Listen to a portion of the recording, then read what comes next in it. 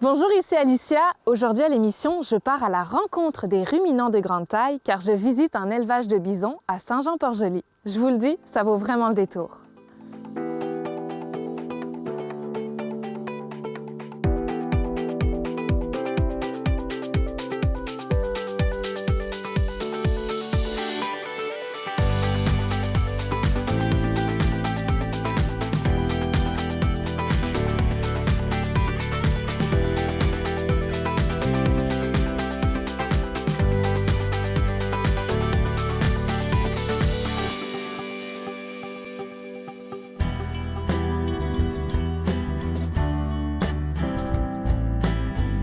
Je me retrouve avec Jean-Luc Chouinard. Jean-Luc, tu es le propriétaire de l'entreprise Les Bisons Chouinard. On est ici à Saint-Jean-Port-Joli.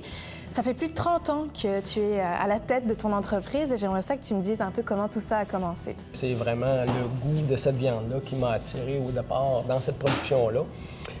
L'aspect différent aussi, vraiment pas conventionnel, l'aspect extérieur.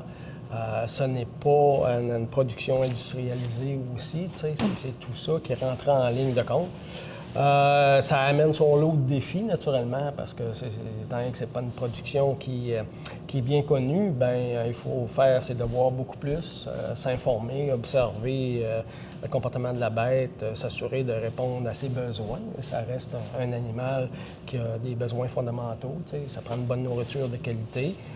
Même si c'est différent de ce qu'on donne pour les animaux domestiques, ça prend quand même ça avec des proportions acceptables pour le maintien en santé du troupeau, une bonne eau de qualité, puis de l'espace, surtout de l'espace, le bison. Qu'est-ce qui te distingue au niveau de la façon dont tu élèves tes bisons, toi? Bien, je pense que c'est pas nécessairement juste nous ici personnellement, mais je pense que la plupart des éleveurs qui ont du succès au niveau de l'élevage des bisons, c'est des gens qui sont attentionnés à leur bête. C'est parce que c'est une bête qui est très musclée, très rapide, très agile aussi, étonnamment agile, là, parce que, bon, on parle des mâles qui peuvent facilement peser 2000-2500 livres, même un reproducteur. Là, un bon reproducteur adulte, là, c'est 2500 à 2800 livres. Quand tu fais face à ça, là, tu te sens petit un peu. Là. Lorsque tu rentres dans les enclos, il faut que tu aies dans ta tête, puis vraiment que tu penses en toi-même que tu rentres chez eux. Même si tu es propriétaire là, du lopin de terre, là, tu rentres chez eux. Puis si tu te comportes de cette façon-là, tu n'auras pas de difficulté avec les bisons. Et tu possèdes combien de bisons maintenant? Là, à l'heure actuelle, on a 110 têtes. 110 têtes, c'est réparti en deux troupeaux. On fait la séparation des jeunes au printemps. C'est que les petits, ils peuvent pas vivre réellement de façon isolée, ou un bison a de la difficulté à vivre de façon isolée du troupeau. Ce qui fait que quand que tu parviens à les séparer, ces petits-là, en développement, tu les mets idéalement par groupe de poids à peu près semblables et idéalement séparés de sexe aussi, parce que le développement de la femelle est beaucoup plus lent que le développement du mâle. Puis d'ailleurs, à l'âge adulte, une femelle va peser la moitié du poids du mâle. Fait que quand tu réussis à faire ça, le stress de vivre en groupe est beaucoup moindre. Ça fait que le gain de poids journalier est beaucoup plus élevé. Là, Jean-Luc, tu élèves ici les bisons pour la viande. Parle-moi un petit peu des caractéristiques de cette viande-là. C'est une viande très, très intéressante au goût, très savoureuse. Une des raisons que j'ai appris il y a quelques mois quand même, c'est que le taux de sucre à l'intérieur de la viande est plus élevé que ce qu'on a pour les bovins domestiques. C'est un des éléments qui fait en sorte que, puis c'est des sucres naturels, évidemment, qui fait en sorte que c'est plus intéressant au goût. Mais d'un point de vue santé, les gens qui sont un peu plus axés à raison, pour se garder en forme puis en santé, bien, ils vont considérer la viande de bison parce que c'est une viande qui est très maigre. Il y a en moyenne le quart du gras par rapport au bœuf domestique. C'est vraiment une viande qui mérite d'être encore un peu plus connue. Ouais. Moi, Jean-Luc, j'adore les animaux. Je suis une amoureuse des animaux. Puis tu m'as dit que vous aviez eu une portée de bisonneaux dernièrement, il y a quelques mois. Donc les bisonneaux, c'est les bébés des bisons. Puis on va aller les voir? Oui, on va aller faire le tour. Ceux-là sont un peu comme ceux qui sont nés au printemps, sont encore avec le troupeau des adultes, là. Ces trois-là ont encore le pelage d'origine, qui est d'un orange brûlé, couleur orange brûlé. Ça tranche beaucoup avec les animaux adultes qui sont plus brun foncé. Ah, ben, j'ai vraiment hâte d'aller les voir, vraiment. Ouais.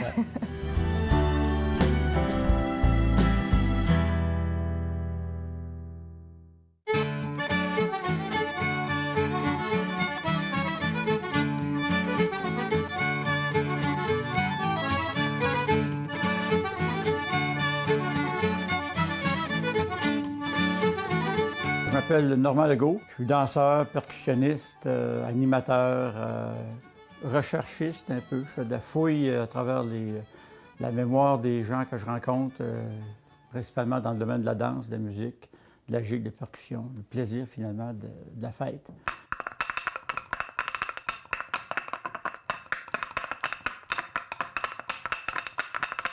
Moi, les études m'ont amené à Chicoutimi. C'est là que j'ai rencontré les premiers porteurs, les gens qui avaient la tradition. J'ai vu la vraie pratique populaire dans les milieux. Et puis c'est là que j'ai rencontré mes premiers informateurs là, qui ont été importants pour moi. C'est des gens qui avaient leur danse. Il y avait toute la danse, qui appelait la danse du soleil, la danse du castor, la contredanse, le brandy, le coupé 6-4-2. Alors, quand tu voyais ces danses-là, puis moi, ce qui me fascinait, c'est que les gens vantaient leur façon de la danser.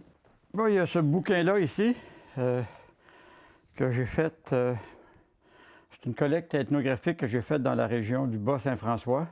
C'est certain qu'il a fallu j'ai fouillé chaque village, aller chercher l'information, voir y a-t-il des danseurs dans la région, y a-t-il des gens qui possèdent encore ce savoir-là de danser. Et puis, de fil en aiguille, on a réussi à ramasser au moins 4 couples, des fois 8 couples. Et puis, des fois, tout le village, tous les gens de la place qui étaient intéressés. Puis, dans le fond, c'est un exercice de mémoire, de préservation, de témoignage de ce qui s'est fait, de ce qui s'est pratiqué.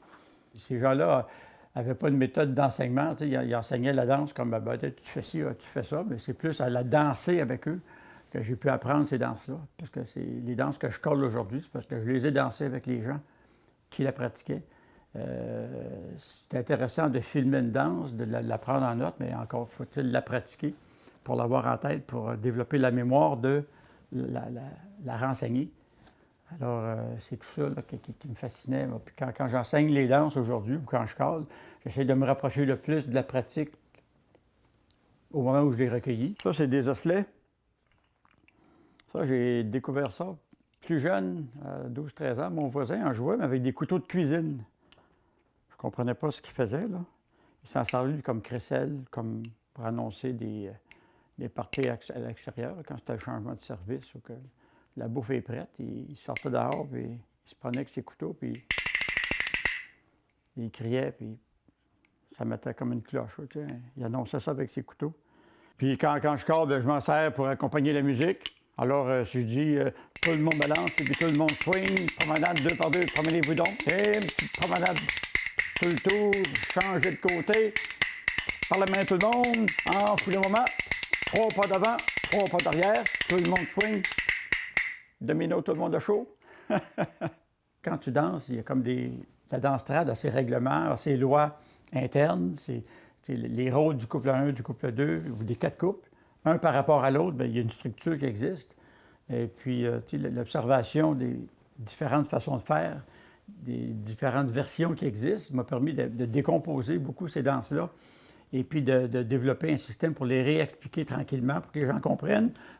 Alors, c'est certain qu'il y a toujours des danseurs dans ta soirée, tu sais, c'est comme les Ferrari de la danse, ils veulent avoir ça vite puis l'avoir ça compliqué parce qu'ils ont l'habitude, ils ont l'entraînement de répondre. Il faut donner du jus à ceux qui en ont besoin, mais en donner aussi, mais de façon polie, à ceux qui sont en mode, on est en train d'apprendre, là, fait que va pas trop vite, mais il faut qu'ils apprennent à aller vite puis à se débrouiller. Fait que, il y a des trucs d'animation pour intégrer les nouveaux aux plus anciens. Puis j'aime bien que les plus anciens puissent être un peu formateurs à travers le set. Là, quand on explique la danse avant de la faire, là, c'est le moment où il faut faire un peu de silence parce que il y a comme si les gens parlent, ça ne marche pas. Il faut avoir un peu d'autorité, leur dire écoutez, ce qu'on va faire là, on fait une petite révision vite. Alors, il faut apprendre à droite, à gauche, mais à droite, on recule, on tourne, on vire. C'est quoi la séquence des figures, l'enchaînement? Alors, il faut leur donner ça d'une façon bien naturelle, bien équilibrée. Puis la musique part, puis ça y est, on est parti pour 15 minutes de fun.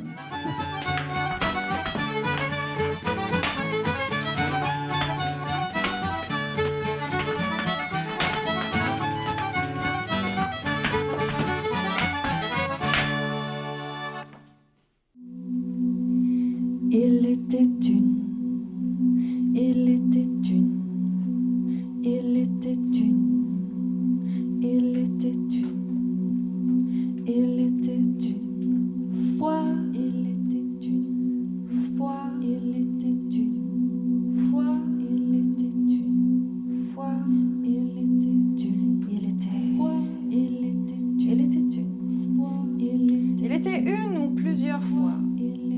Dans un monde parallèle, il n'y a pas si longtemps, il était une fois une princesse.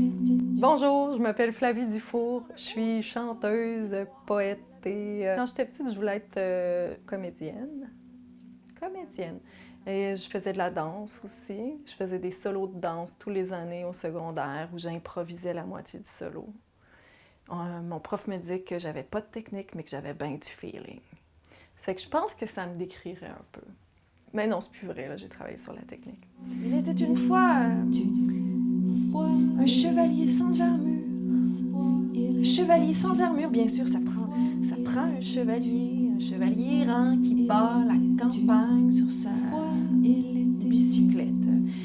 Et il allait monts et vallées, je se retrouve en bas de la tour jusqu'au château et regarde la princesse et se dit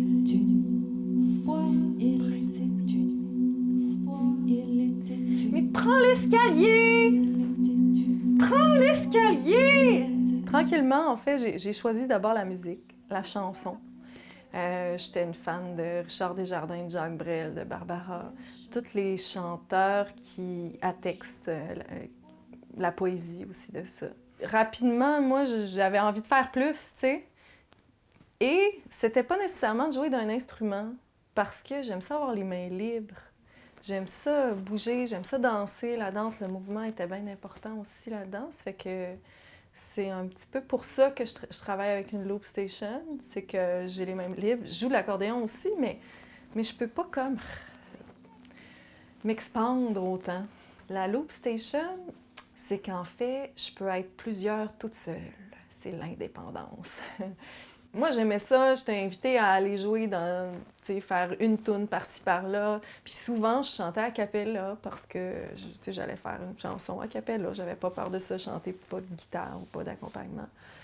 Mais à un moment donné, ça titille, là, t'as envie des harmonies. Puis je tripe sur le chant choral, sur tout ce qui est polyphonique aussi. Fait que la loop, ça a été comme l'outil par excellence, là. Écoute ta colère, Ellie. Écoute ta colère, Ellie. Écoute ta colère, Ellie. Écoute ta colère, Ellie. Écoute ta colère, Ellie. Écoute ta colère, Ellie. La la la yo lo hello hello. La la la yo lo hello hello. La la la yo lo hey. C'est un outil de conscience, c'est un outil de bien-être, de bonheur, de transformation, vraiment, l'art. Un de mes textes dit « Mouvement de vie qui rage d'aspiration à fleurir ». C'est une quête d'épanouissement, c'est une quête de libération, de trouver l'intégrité, de s'exprimer pleinement, vraiment, t'sais. Souvent, je dédicace, je dis autant aux hommes qu'aux femmes, j'espère que ce livre te permettra de connecter avec la princesse, le chevalier et le dragon en toi, là. Tu sais, pour vrai, on a tous des princesses en nous, tu sais, c'est l'espace vulnérable. C'est pour ça que je dis oui, il est féministe, mon livre, mais aussi je pense aux hommes puis à leur princesse intérieure, tu sais. Mais vraiment, je sais que je fais les choses pour dégeler l'humain en soi. Tu sais, essayer de faire en sorte qu'on enlève nos carapaces, là.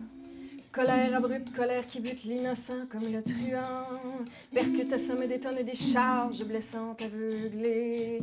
Crie, grogne sur moi, bruit, Cogne sur toi, défoule-toi, débrouille-toi pour déraciner ta colère et peut-être, seulement si tu veux être, tu sentiras derrière naître la douceur.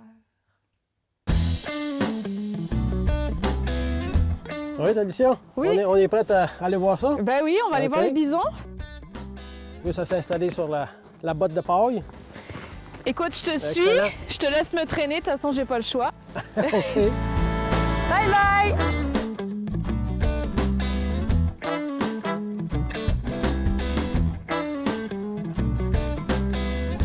Est-ce qu'ils pensent qu'on va les nourrir? Ben, c'est parce que, tu vois, ils savent, est-ce qu'on reste, est-ce qu'on part? Ben, ils nous sont regardent, en tout cas. incertains, là, parce qu'il y a quelque chose d'inhabituel, là. Ça fait qu'on va lui donner un petit peu d'avoine, ça adore l'avoine. C'est quand même lourd. Si tu peux. Ouais, Tu crois? on peut verser. Ouais. Ah, OK, c'est bon. Fait Ben là, il faudrait qu'ils viennent, là. Ils sont peureux un Ils sont peu. peureux un peu, oui, c'est ça. Il y a de quoi d'inhabituel, là. Il y a des étrangers, là, c'est ça. C'est comme ça. C'est des bêtes en quoi sauvage. Comment on fait pour caractériser les mâles des femelles? À cet âge-là, c'est quand même assez facile, puis à l'âge adulte également. Le mâle a une tête plus triangulaire que la femelle. Les cornes sont plus droites. Les cornes des femelles ont tendance à courber dès le jeune âge. Comme on voit celle-là qui est au fond, là, les cornes sont courbées. Fait que ça, c'est sûr que c'est une femelle, OK. juste à regarder les cornes. Donc tous les mâles qui sont ici peuvent se reproduire avec les femelles. Pas à l'heure actuelle, ils sont trop jeunes. OK. Mais je veux dire, mettons, dans un an, ils vont tous pouvoir être en mesure de se reproduire. Éventuellement, ils pourraient, c'est ça. Et une femelle peut tomber enceinte comme à chaque année. Oui, c'est ça. C'est ce qu'on essaye de faire. D'ailleurs, même si tout est au naturel, il y a des façons de faire un peu avec l'alimentation pour les inciter à revenir en chaleur pas mal tout en même temps, puis lui donner un petit peu plus d'énergie pour s'accoupler. Ça améliore les taux de reproduction OK. du troupeau. Les petits bisonnets que tu me parlais tout à l'heure de 2-3 mois, c'est pas eux, hein? Non, c'est pas eux. Ils sont avec le moment encore. Ils sont dans l'autre enclos qui OK. est plus loin, là, près du boisé. Là. On va se déplacer. On va aller lui donner un bloc de minéral rapidement. Là, puis Ouais. On va refaire le tour puis sortir. On va aller les voir. OK.